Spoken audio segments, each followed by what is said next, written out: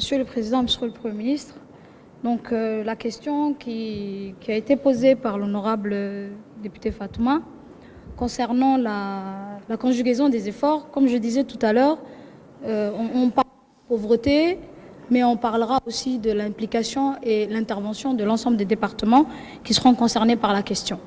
Les politiques qui sont développées en matière de lutte contre la pauvreté dans les régions sont de deux types. Quand l'activité est plus concentrée au niveau du chef-lieu, il y a certaines interventions sont un peu plus adaptées, notamment tout ce qui est activité génératrice de revenus ou bien les activités de la microfinance ou les activités de formation et d'accompagnement. Quand on parle de régions rurales et très éloignées, l'intervention devra être un peu plus différente parce qu'il y a les problèmes d'accessibilité qui sont importants, accessibilité des équipements sociaux, ce qu'on appelle. Normalement, prioritairement, il faudrait que les populations en zone éloignée disposent de l'éducation et de la santé, c'est la priorité, et l'eau.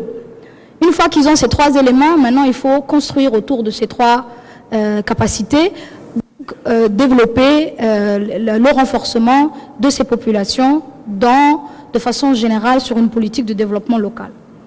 Si je vous donne quelques chiffres un peu pour rassurer l'audience ici, on a parlé de sécurité alimentaire.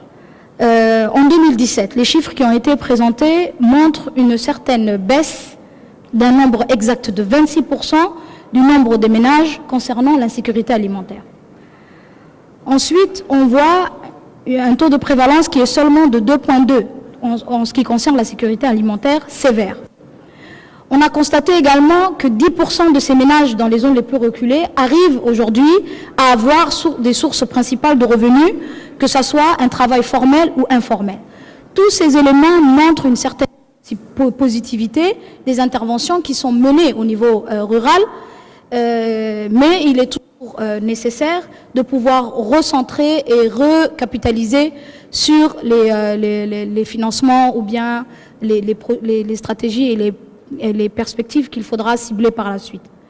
On est quand même arrivé à une augmentation de la consommation en aliments normaux, qui est passé qui est allé jusqu'à 7%. C'est-à-dire qu'on arrive à pouvoir donner à ces populations qui ont des difficultés de sécurité alimentaire et donc lutte contre la pauvreté de façon générale, mais surtout pour que ces gens puissent avoir le minimum.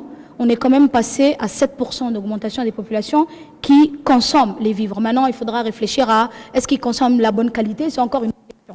Mais il faut faciliter l'accès. Donc je pense que toutes les politiques qui sont formulées autour de l'accès sont conjuguées avec l'ensemble des départements. Merci.